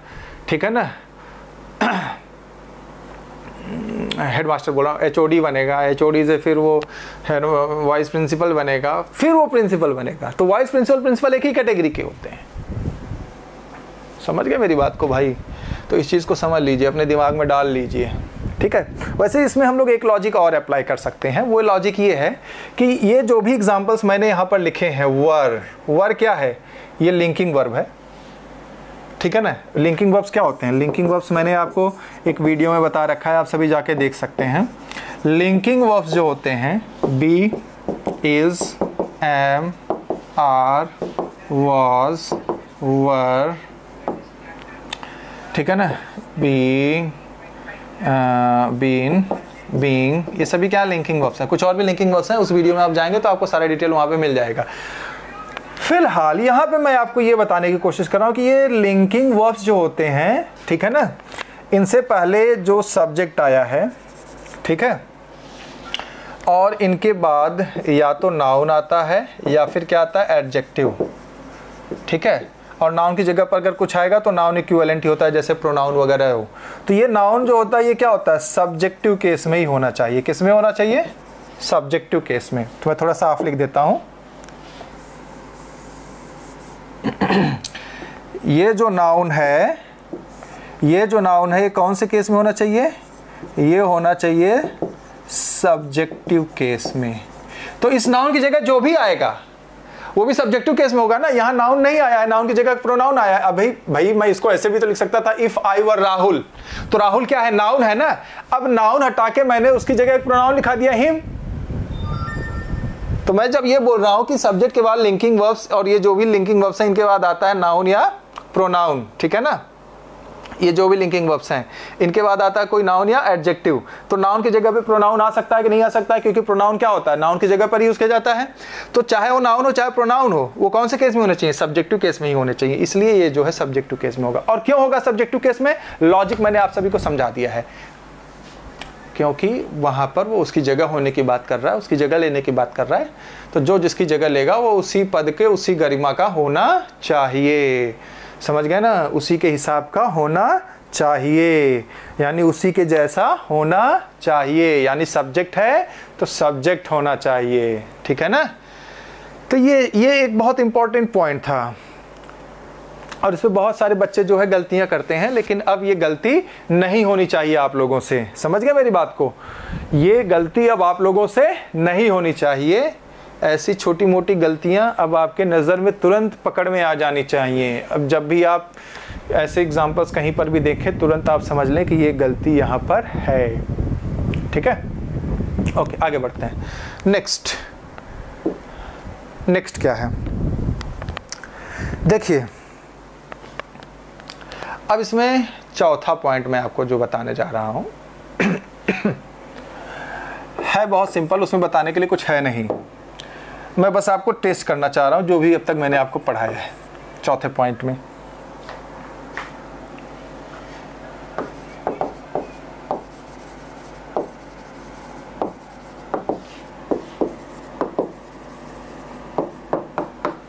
I have written a sentence over here. You have to just tell me if this sentence is right or wrong. You have to tell me whether this sentence is right or wrong.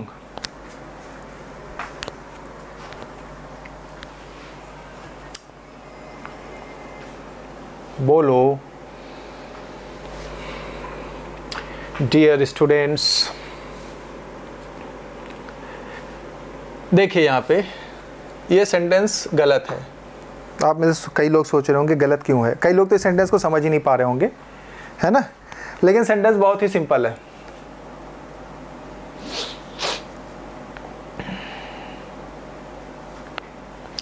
क्या गलती है, यहाँ him नहीं आएगा, him नहीं आएगा, him की जगह क्या आ जाएगा, ही। क्यों आ जाएगा, इतना सिंपल सा सेंटेंस, फिर भी आप में से कई लोग इसको पहचान नहीं पाए। क्यों आ जाएगा ही, ये पोजीशन किसकी है,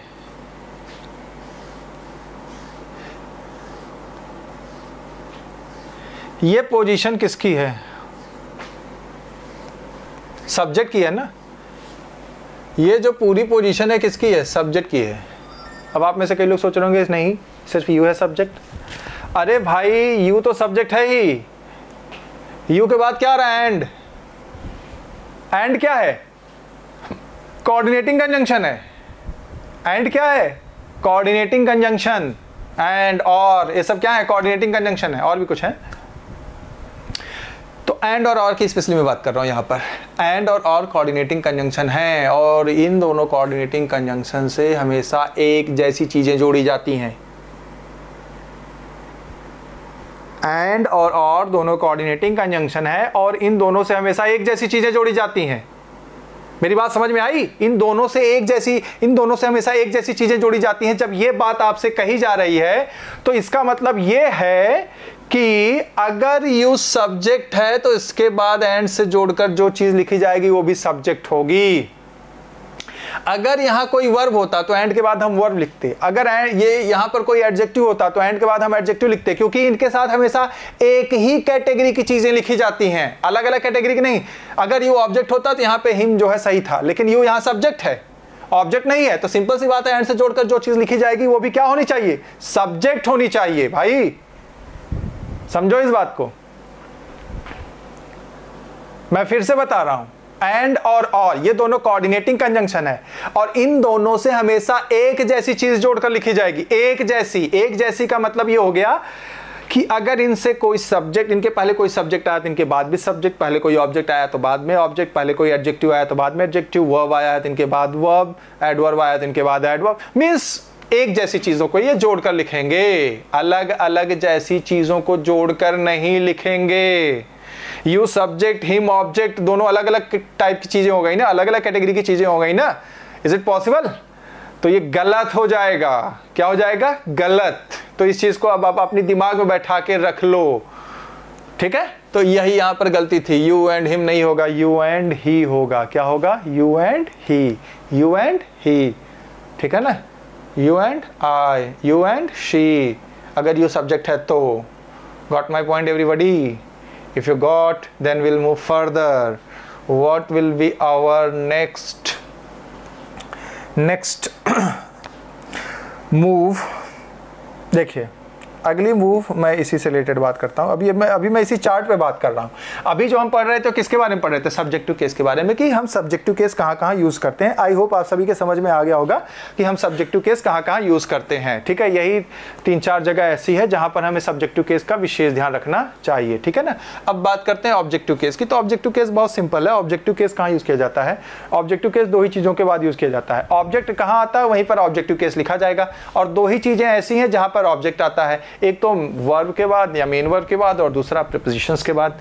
मेन वर्ब के बाद और दूसरा प्रीपोजिशंस के बाद। फिर से बोलिए मेरे साथ, मेन वर्ब के बाद और प्रीपोजिशंस के बाद। अब तक आप सिर्फ यही समझ रहे थे कि ऑब्जेक्ट जो है मेन वर्ब के बाद आता है, लेकिन मैं आपको बता दूं ऑब्जेक्ट प्रीपोजिशंस के बाद भी आता है, ठीक है ना? दोनों में डिफरेंस क्या है? मेन वर्ब के बाद जो ऑब्जेक्ट आएगा वो मेन वर्ब का ऑब्जेक्ट होगा, प्रीपोजिशंस के बाद जो ऑब्जेक्ट आएगा वो प्रीपोजिशंस का ऑब्जेक्ट होगा, लेकिन इन दोनों के बाद ही ऑब्जेक्ट लिखा जाता है। और इसलिए अगर वहां पर कोई प्रोनाउन आ रहा है तो वह कौन से केस में लिखा जाना चाहिए? ऑब्जेक्टिव केस में लिखा जाना चाहिए। कौन से केस में लिखा जाना चाहिए? ऑब्जेक्टिव केस में लिखा जाना चाहिए। समझ गए मेरी बात को? अगर इतनी सी बात समझ गए हैं तो आइए फिर हम जो है एग्जाम्पल ले लेते हैं। यहां पर थे ना हम लोग, ठीक है?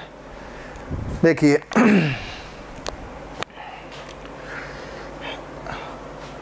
तो सेकंड हमारा है ऑब्जेक्टिव केस। ऑब्जेक्टिव केस कहाँ कहाँ आता है? ठीक है ना? मेन वर्ब प्लस ऑब्जेक्ट और प्रीपोजिशंस। ध्यान दीजिए, इसको प्रीपोजिशन नहीं पढ़ना है, प्रीपोजिशन नहीं होता है, प्रीपोजिशन। प्रीपोजिशन, प्रीपोजिशन जल्दी से पढ़ना है, प्रीपोजिशन, ठीक है ना?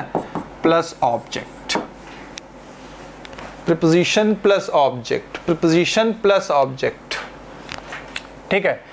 अब प्रीपोजिशंस क्या होते हैं? नॉर्मली तो आप सभी प्रीपोजिशंस पढ़े ही हुए हैं, जैसे कि एट, इन, ऐसे तमाम, है ना?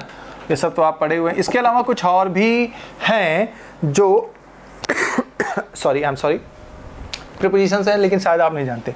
जैसे कि बट, ये भी एक प्रीपोजिशन है, बट कंजंक्शन भी है, समझ गए ना? बट प्रीपोजिशन भी है, बट रिलेटिव प्रोनाउन भी है, समझ गए ना? आगे जब रिलेटिव प्रोनाउन पढ़ेंगे तो वहां देखेंगे, ठीक है? एक्सेप्ट, लाइक जनरली आप ये समझते हैं कि वो एक वर्ब है जिसका मतलब है पसंद करना, लेकिन मैं आपको बता दूं लाइक एक प्रीपोजिशन भी है और इसका मतलब होता है कि जैसे, समझ गए ना? और अनलाइक, तो जनरली इनके बारे में आप नहीं जानते रहे होंगे कि ये प्रीपोजिशन है। जनरली प्रीपोजिशन बोलने पर बच्चा यही समझता है कि एट, इन, बिलो, बिटवीन, एमंग, एमंगस्ट, यही सब प्रीपोजिशंस हैं, लेकिन ये सब भी प्रीपोजिशंस के रूप में कार्य करते हैं। तो ये सब बातें पढ़ने से आती हैं, ठीक है ना। लेकिन हम लोग तो पढ़ते ही नहीं है। हम लोग तो क्या करते हैं, हम लोग तो फ्री की चीज़ें ढूंढ रहे होते हैं, कहीं पर हमें कुछ मिल जाए, हम पढ़ लें, एग्ज़ाम हमारा क्रैक हो जाए। ऐसा नहीं है, आपको डिटेल में सारी चीज़ें पढ़नी पड़ती हैं। लेकिन हम लोग डिटेल में पढ़ने के बजाय हम लोग जाते हैं, ग्रामर की एक बुक लेकर आते हैं और उसको पढ़ने की कोशिश करते हैं। फिर उसमें बहुत सारी चीज़ें हमारे समझ में नहीं आती हैं, तो हम लोग कोई भी सस्ता वाला कहीं से भी कोर्स ज्वाइन कर लेते हैं, भले ही उस टीचर को पढ़ाने आता हो, ठीक ढंग से नहीं आता हो। जनरली हम लोग क्या करते हैं, जाते हैं डेमो क्लास लेते हैं। डेमो क्लास में क्या होता है कि फर्स्ट के 2, 3, 4, 5 या 6, 8, 10 क्लास जो है बहुत मज़ेदार होती है, क्योंकि टीचर उसमें खूब जोक सुना रहा होता है, खूब मज़ा आ रहा होता है, हा हा हु हे हो चल रहा होता है। But after a period of time the students realise that कि उसने कुछ भी गेन नहीं किया है, ही डिडंट गेन एनीथिंग, ठीक है ना। वो जहाँ था वहीं है, उल्टा और पीछे चला गया। पीछे क्यों चला गया? पीछे इसलिए चला गया क्योंकि उसका टाइम का लॉस हुआ ना। Time is money, money you can earn but you can't earn time. Getting my point? You can earn money but you can't earn time. So save time and earn money. समय बचाओ, पैसा कमाओ। मेरी बात समझ में आ रही है? तो ऐसे ही जाकर किसी का कोर्स मत ज्वाइन कर लो। बहुत लोग पढ़ा रहे हैं, मेरे कई सारे पढ़ाए हुए स्टूडेंट्स आज पढ़ा रहे हैं, बट आपको एक ऑथेंटिक सोर्स चाहिए। कहां से हम पढ़ें, किससे पढ़ें, एंड बी सीरियस। अपनी लाइफ की कॉमेडी मत बनाओ। जो क्लास में सुन के आप कॉमेडी सुन रहे होते हो ना, क्लास में बैठ के, तो आप एक्चुअली हा उस कॉमेडी पर नहीं हंस रहे होते हो। आप अपनी लाइफ के ऊपर हंस रहे हो, क्योंकि आप अपनी लाइफ की कॉमेडी बना रहे हो। समझ गए मेरी बात को? तो don't make comedy of your life. अपनी लाइफ की कॉमेडी मत बनाइए भाई। बी सीरियस, ठीक है ना, and be a follower. Follower बनिए जब तक कि आपका सिलेक्शन नहीं हो जाता, उसके बाद आप छोड़ दीजिए। ठीक है, अब मेरा इस टीचर से कोई नाता नहीं है, मैं तो बन गया, लेकिन जब तक नहीं बन जाते पकड़ के रखिए। चेंज मत करिए। हम लोग क्या करते हैं, अरे इधर नहीं उधर, उधर नहीं उधर, उधर नहीं उधर, और over a period of time we gather a good experience. We gather a good experience of what? We gather a good experience of coachings. Coachings का हमारे पास एक अच्छा एक्सपीरियंस हो जाता है। क्या यहाँ बढ़िया अंग्रेजी पढ़ाई जाती है, यहाँ बढ़िया गणित पढ़ाया जाता है, यहाँ बढ़िया रीजनिंग पढ़ाते हैं, यहाँ बढ़िया हिस्ट्री पढ़ाते हैं, वो सर बढ़िया जो है पॉलिटी पढ़ाते हैं, और फिर हमारे एरिया से आने वाले बच्चों को हम लोग बाद में गाइड कर रहे होते हैं कि मेरा तो नहीं हुआ लेकिन तुम्हें करना है तो अंग्रेजी यहाँ पढ़ना। उस बच्चे का भी फिर कुछ नहीं होगा, क्योंकि आपका जो एक्सपीरियंस है वो भी किसी काम का नहीं है। एक्सपीरियंस किस चीज़ में होना चाहिए? एक्सपीरियंस इस चीज़ में होना चाहिए मेरा सिलेक्शन कैसे हुआ। एक्सपीरियंस किस चीज़ में होना चाहिए? एक्सपीरियंस इस चीज़ में होना चाहिए कि मेरा सिलेक्शन कैसे हुआ, मुझे ये बताना है आपको। मेरा सिलेक्शन मैंने ऐसे पढ़ा, इतने घंटे पढ़ाई की, ऐसे ऐसे पढ़ाई की, तब जाके मेरा सिलेक्शन हुआ। ये मेरी स्ट्रैटेजीज रही। ये बताना है आपको बच्चों को, कि या बच्चों को ये बताना है कि मैं तो 5 साल से यहाँ पे पढ़ रहा हूँ, दिल्ली में या इलाहाबाद में या फिर पटना में, प्रयागराज में, और यहाँ से तुम रीजनिंग कर लो, ये सर से तुम मैथ्स पढ़ लो, ये सर से इंग्लिश पढ़ लो। Okay, let's come to our point. ठीक है, तो ये सारी चीज़ें हैं भाई। तो मेन वर्ब के बाद ऑब्जेक्ट आता है या फिर प्रीपोजिशंस के बाद ऑब्जेक्ट आता है। अब मेन वर्ब में भी एक चीज़ ऐसी है जिसके बारे में आप नहीं जानते, जैसे लेट है। लेट एक वर्ब है, लेट इज अ वर्ब, इसके बाद भी ऑब्जेक्ट ही आएगा। लेट क्या है? लेट वर्ब है, लेट इज अ वर्ब। जैसे दूसरे वर्ब है come, go, sleep, drink, wait, the same way let is also a verb. तो उसके बाद भी क्या आएगा? ऑब्जेक्ट ही आएगा। ठीक है ना। और एक चीज और है इसमें, जीरंड। जीरंड के बाद भी ऑब्जेक्ट आता है, जीरंड के बाद भी ऑब्जेक्ट आता है। अबे जीरेंट क्या होता है? Gerund is actually verbal noun, it is ING form of verb used as a noun. जैसे हम लोग बोलते हैं ना, सिगरेट अगर आप पीते होंगे या किसी को पीते हुए देखे होंगे तो वहाँ पे देखिए सिगरेट के पैकेट्स पे लिखा होता है smoking is injurious to health. So smoking क्या है? स्मोकिंग जीरेंट एक्चुअली वहाँ पे। स्मोक जो होता है वर्ब होता है जिसका मतलब होता है धूम्रपान करना, उसमें आईएनजी लगा के उसको हमने कहाँ लिखा? सब्जेक्ट की जगह पर। Smoking is injurious to health, smoking कहाँ है? उस जगह पे, सब्जेक्ट की जगह पर। सब्जेक्ट की जगह पर क्या होता है? या तो नाउन या तो प्रोनाउन। नाउन वाले टॉपिक में मैंने पढ़ा रखा है, समझ गए मेरी बात को? लेकिन वहां पे वर्ब का आईएनजी फॉर्म आया। तो बेसिकली वो जो जीरेंट है भले ही वो नाउन है लेकिन बना तो वर्ब से ही है, तो उसकी कुछ फीचर्स वर्ब के जैसे ही होते हैं। जैसे वर्ब के बाद ऑब्जेक्ट आता है तो जीरेंट के बाद भी ऑब्जेक्ट आ सकता है, क्योंकि बना वर्ब से ही है तो पूरी तरह से नाउन नहीं बन जाता, उसके कई सारे फीचर्स वर्ब की तरह ही होते हैं। वो आगे हम जीरेंट टॉपिक में पढ़ेंगे। लेकिन यहाँ पे छोटी सी बात आप ये समझ लीजिए कि चूंकि ये बना होता है वर्ब से ही, इसलिए इसके कुछ फीचर्स वर्ब से मैच करते हैं। इसलिए वर्ब जैसे अपने साथ एक ऑब्जेक्ट रख सकता है तो जीरेंट भी अपने साथ एक ऑब्जेक्ट रख सकता है। समझ गए मेरी बात को? तो अगर ये सारी बातें क्लियर हो गई तो इनके ऊपर मैं फटाफट एक एग्जाम्पल दे देता हूँ। जैसे अगर मैं ये कहूँ क्या कि अगर मैं ये कहूँ क्या he helped you and I, अगर ये सेंटेंस आपसे कहा जाए तो सेंटेंस क्या हो जाएगा? गलत हो जाएगा। बहुत ही सिंपल है। क्यों? क्योंकि यहाँ पर ये जो है आपका मेन वर्ब है, मेन वर्ब के बाद क्या आता है? ऑब्जेक्ट आता है। तो यू क्या है? ऑब्जेक्ट है। और अभी कुछ देर पहले मैंने आपको क्या बात बताई? अभी कुछ देर पहले मैंने आपको ये बात बताई कि एंड और कोऑर्डिनेटिंग कंजंक्शन है और इनके साथ हमेशा एक जैसी चीजें जोड़कर लिखी जाती हैं। तो यू अगर ऑब्जेक्ट है तो एंड के साथ जो चीज लिखी जाएगी एंड के बाद तो वो भी क्या होगी? ऑब्जेक्ट होगी। यानी यहाँ पर क्या होना चाहिए था? मी होना चाहिए था। तो ये हो गया मेन वर्ब। मेन वर्ब के बाद ऑब्जेक्ट आता है तो यू ऑब्जेक्ट है तो आई भी ऑब्जेक्ट होना चाहिए था। आई नहीं होना चाहिए था। क्या होना चाहिए था? वहां पर मी होना चाहिए था। समझ गया मेरी बात को? ओके। अगला एग्जाम्पल, जैसे मैं कहूँ क्या, अगर मैं कहूँ कि अगर मैं ये कहूँ कि let Ram and I go, let Ram and I go, तो सेंटेंस क्या हो जाएगा? ये भी गलत हो जाएगा। क्यों गलत हो जाएगा? क्योंकि अभी मैंने क्या बताया? लेट वर्ब ही होता है। Let is a verb, let verb ही है और कुछ नहीं है। समझ गए ना? वर्ब है वो। तो लेट के बाद राम आया है तो ये क्या हो गया? ये ऑब्जेक्ट हुआ। तो ऑब्जेक्ट अगर ये हुआ तो हम एक ही चीज अभी बार बार कर रहे हैं कि एंड और कोऑर्डिनेटिंग कंजंक्शन है। एंड यहाँ पर आ गया है तो अगर ये ऑब्जेक्ट है तो ये भी क्या होना चाहिए था? ऑब्जेक्ट ही होना चाहिए था ना। ये होगा ना सही, क्योंकि एंड और के साथ हमेशा एक जैसी चीजें लिखी जाती हैं। यही चीज मैं आपको बार बार बता रहा हूं। उसी तरह से जीरेंट, जैसे कि अगर मैं ये कहूं क्या अगर मैं एक एग्जांपल कहूं कि विजिटिंग ही इज इंजूरियस बोल रहा हूं, visiting he is delightful. Injurious मेरे दिमाग में आ गया, सिगरेट वाला एग्जांपल बैठा हुआ था। आई डोंट स्मोक एक्चुअली, ठीक है ना, तो इसलिए टेंशन मत लीजिए। तो विजिटिंग ही इज डिलाइटफुल, तो ये सेंटेंस क्या है? गलत है। क्या गलती है इसमें भाई? गलती क्या है? गलती यही है, विजिटिंग यहाँ पर जीरेंट है क्योंकि वो सब्जेक्ट की जगह पर आया आईएनजी फॉर्म। तो ही क्या होना चाहिए था? उसका ऑब्जेक्ट होना चाहिए था, क्योंकि मैंने क्या बताया? जीरेंट में कुछ प्रॉपर्टीज वर्ब की ही होती हैं। समझ गए मेरी बात को? इसलिए यहाँ पर ही नहीं होगा, क्या होगा? हिम होगा। तो जैसे वर्ब एक ऑब्जेक्ट रख सकता है, जैसे लेट एक वर्ब है उसने अपने साथ ऑब्जेक्ट रखा राम और मी को, उसी तरह से विजिटिंग भी वर्ब है, मतलब वर्ब से बना है, तो वो फीचर उसके अंदर है, वो ऑब्जेक्ट रख सकता है। ठीक है? क्लियर है? समझ गए मेरी बात को? तो ये चीज़ है। अब प्रीपोजिशंस का एग्जांपल्स देख लीजिए।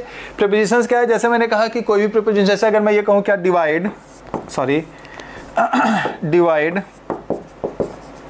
Divide these mangoes between you and he, divide these mangoes between you and he. थोड़ा सेंटेंस को रीड करिए, देखिए सही है कि गलत है। शाबाश। Divide these mangoes between you and he, गलत है।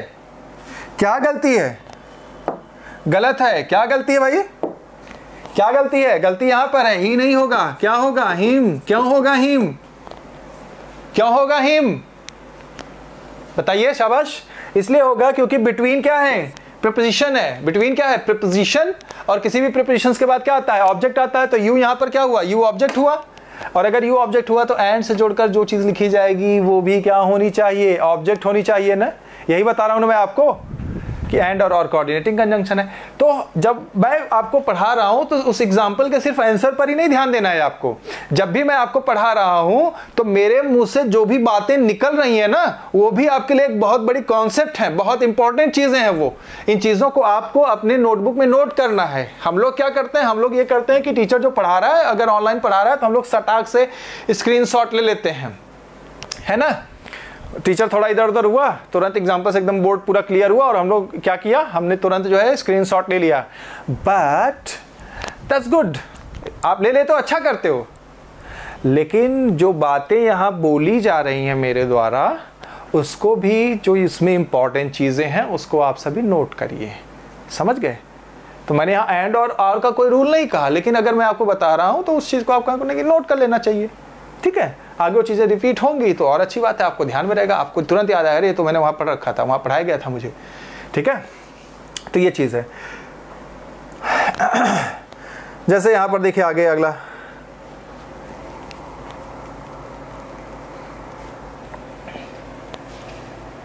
नो वन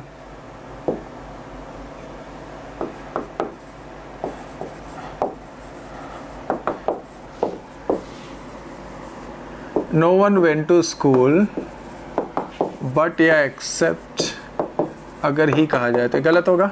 सेम वही चीज़, बट या एक्सेप्ट यहाँ पर प्रीपोजिशन है। बट का जब प्रीपोजिशन होता है तो उसकी मीनिंग वही एक्सेप्ट होती है। तो यहाँ पे ही नहीं होना चाहिए था, क्या होना चाहिए था, हिम। क्या होना चाहिए था, हिम, एक्सेप्ट हिम। लेकिन इसमें एक चीज़ ध्यान देना, नोट मैं लिख रहा हूँ, इस चीज़ का ध्यान देना। आप सभी देख सकते हैं कि बट यहाँ पर कहाँ है, मेन वर्ब के बाद। यह है आपका मेन वर्ब और यह है आपका बट। समझ गए मेरी बात को। बट कहाँ पर आया हुआ है, मेन वर्ब के बाद आया हुआ है। कहाँ पर आया हुआ है, मेन वर्ब के बाद। लेकिन अभी जो रूल मैं आपको बताने जा रहा हूँ ये आपको किसी बुक में नहीं मिलेगी। It is only there in the Cambridge dictionary. समझ गए ना, कैम्ब्रिज डिक्शनरी में ये रूल है। और एसएससी के एग्जाम में भी एक बार ये पूछा गया है, ठीक है, बहुत पहले। क्या, देखिए यहाँ पर सेंटेंस इंप्रूवमेंट में पूछा हुआ था। नो वन, नोट को मैं ना रेड कलर में लिख रहा हूँ क्योंकि ये बहुत इंपॉर्टेंट है। और जैसा कि मैंने कहा ये रूल आपको किसी किताब में नहीं मिलेगा, सिर्फ कैम्ब्रिज डिक्शनरी में मिलेगा। ठीक है, नोट,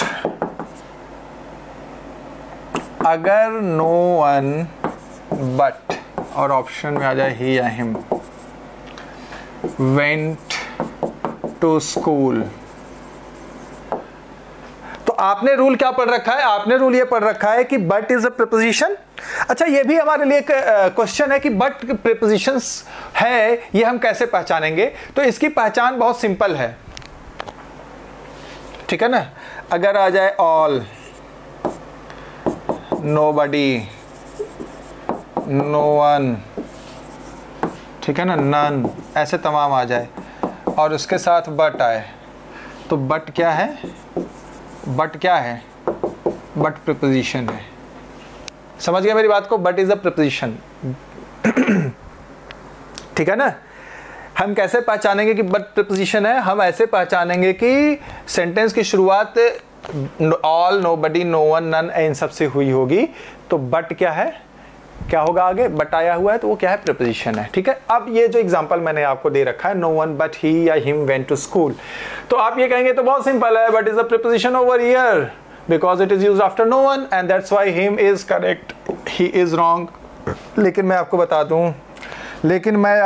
दूं कि यहाँ पर दोनों सही है, यहाँ पर ये भी सही है, ये भी सही है। लेकिन मैं आपको एक चीज़ और बता दूं कि ये ज़्यादा फॉर्मल है और इसीलिए ये ज़्यादा सही है। एसएससी के एग्ज़ाम में एक बार ऐसा क्वेश्चन आया हुआ है, वहाँ पे ये दे रखा था क्वेश्चन में, इसको अंडरलाइन किया था, इम्प्रूव करना था, नीचे ऑप्शंस में ही दे रखा था। तो एक चीज आप समझ लीजिए, हम लोग इनफॉर्मल से फॉर्मल और फॉर्मल से ज्यादा फॉर्मल की तरफ बढ़ते हैं। तो ये जो ही है ना, it is more formal, it is correct, it is formal, it is correct, क्योंकि हम जो भी पढ़ते हैं, मैं जो भी पढ़ाता हूँ, इट इज फॉर्मल इंग्लिश। इसीलिए मेरा नाम क्या है, फॉर्मल इंग्लिश बाय प्रताप। मतलब मैं जो भी कोर्स चलाता हूँ उसका नाम है formal English by Pratap Singh. समझ गए ना। तो दिस इज करेक्ट, क्योंकि हमने जो रूल पढ़ा वो तो गलत है नहीं, वो तो सही है, ही करेक्ट है। लेकिन अगर इंप्रूवमेंट में आ गया तो मैं आपको ये बता रहा हूं कि ये ज्यादा सही माना जाता है। In a more formal manner we use subject और we use subjective case if but is use before main verb. अब यहां पे मेन वर्ब कहां है? ये रहा आपका मेन वर्ब, बट कहां है? पहले है। समझ गए मेरी बात को? तो दिस इज मोर फॉर्मल, ये क्या है? ज्यादा फॉर्मल है। समझ गए मेरी बात को? तो जो ज्यादा फॉर्मल होता है ज्यादा सही है, ठीक है, कैम्ब्रिज डिक्शनरी में। समझ गए मेरी बात को? तो ये चीज अच्छे से समझ लो, ठीक है। अगर बट आता है मेन वर्ब के बाद में तो सिर्फ ऑब्जेक्टिव केस आएगा, लेकिन अगर बट आता है मेन वर्ब से पहले तो you can use either subjective case or objective case, but subjective case is more formal। तो अगर कभी सेंटेंस इंप्रूवमेंट टाइप में ये क्वेश्चन आ गया तो आपको ये चीज़ ध्यान में रखनी है। समझ गए ना? क्योंकि सेंटेंस इंप्रूवमेंट वाले क्वेश्चन में हम लोग इनफॉर्मल से फॉर्मल और फॉर्मल से मोर फॉर्मल की तरफ बढ़ते हैं। समझे? आगे देखिए नेक्स्ट। बाकी तो हो गया लाइक और अनलाइक का भी इसी तरीके से, जैसे लाइक और अनलाइक भी प्रीपोजिशन है। जैसे अगर मैं कहूँ क्या अगर मैं कह दूँ he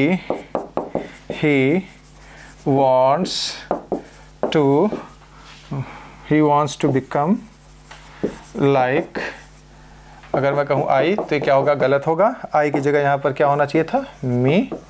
समझ गए? he wants to become like me, वो मेरे जैसा बनना चाहता है, ठीक है। तो ये है आपका पर्सनल प्रोनाउन के कुछ नियम, सब्जेक्टिव केस और ऑब्जेक्टिव केस से रिलेटेड, ठीक है। ये दिखने में और सुनने में तो बड़े आसान लगते हैं, लेकिन इन सब चीज़ों पर हमारा ध्यान नहीं जाता, और इन सब चीज़ों के ऊपर भी एग्जाम में क्वेश्चंस पूछे हुए हैं। लेकिन हम लोग तो पहले से ही इन चीज़ों को अंडर एस्टिमेट करके बैठे हुए हैं कि अरे नाउन में क्या पढ़ना, अरे प्रोनाउन में क्या पढ़ना, और अभी बहुत सारी बातें हैं पढ़ाने के लिए, लेकिन टाइम ज़्यादा हो रहा है, टाइम ज़्यादा हो रहा है, इसलिए अभी मैं नहीं पढ़ा रहा हूँ। आगे की वीडियो में मैं दिखाऊंगा आपको और क्या सारी चीज़ें हैं। जैसे अभी मैंने पीछे बताया था क्या कि इस वाली स्लाइड में मैंने बताया था ना आपको, कहाँ गया ये जो यहाँ पे लिखा है कि माई फ्रेंड्स एंड आई क्यों हुआ, आई एंड माई फ्रेंड्स क्यों नहीं हुआ, ये भी इसी में आएगा, वो आगे हम देखेंगे। तो ऐसी बहुत सारी बातें और भी कुछ चीज़ें हैं जो भी मैंने नहीं बताई पर्सनल प्रोनाउन में। तो मेरा सिर्फ आपसे ये कहना है कि एक्चुअली जो भी आपको इस तरह की गलत जानकारी देता है कि ये सब हल्के टॉपिक है, इन पर ध्यान मत दो, खाली एक ही टॉपिक पढ़ो, प्रीपोजिशंस। और दूसरी चीज़, ये जो प्रीपोजिशंस टेंसेस आप पढ़ते हैं ना, वो भी गलत पढ़ते हैं। बहुत सारी चीज़ उसमें आप गलत पढ़ते हैं या आपको गलत पढ़ाया गया है। सबसे बड़ी बात तो प्रीपोजिशंस का प्रोनाउंसिएशन ही आपको सही नहीं सिखाया गया, आपको तो बोल बोल कर पढ़ाया जाता है प्रीपोजिशन। बोलो बच्चों क्या लिखा है? प्रीपोजिशन। बच्चा भी वहां पढ़ रहा होता है प्रीपोजिशन, पोपो कर रहा होता है। So be very careful. This is about your life. This is about your career. समझ गए ना? तो take it seriously. इसको जो है गंभीरता से लीजिए, अच्छे से पढ़िए, ठीक है। मैं हमेशा आपकी हेल्प के लिए हूँ, और जब भी मेरी ज़रूरत हो आप मुझे जो है यहाँ पर ढूंढ सकते हैं यूट्यूब पर, परिणाम कोचिंग सेंटर में मुखर्जी नगर में मिल जाऊँगा मैं आपको, ठीक है ना। वहाँ से मेरे बारे में जानकारी ले सकते हैं। लेकिन पढ़िए, पढ़ने का कोई ऑप्शन नहीं है। अगर नौकरी चाहिए तो भाई पढ़ना पड़ेगा। जो बेरोजगारी लोग चिल्लाते हैं ना, चिल्लाने से नौकरी नहीं मिलती। चिल्लाने से किसी को आज तक नौकरी मिली है? मुझे बता दो। बहुत लोगों ने आंदोलन किया बेरोजगारी, किसी को नौकरी मिली? नहीं मिली। तो ये भीड़ में मत बहो आप सभी। आपका सिर्फ एक ही एम है, एक ही टारगेट होना चाहिए, पढ़ना पढ़ना और पढ़ना, ठीक है। तो आज के लिए फ़िलहाल इतना ही। आप सभी इस वीडियो को देखिए, इसे लाइक करिए, सब्सक्राइब करिए, शेयर करिए ज़्यादा से ज़्यादा। आज के लिए thank you very much. Tata, bye bye.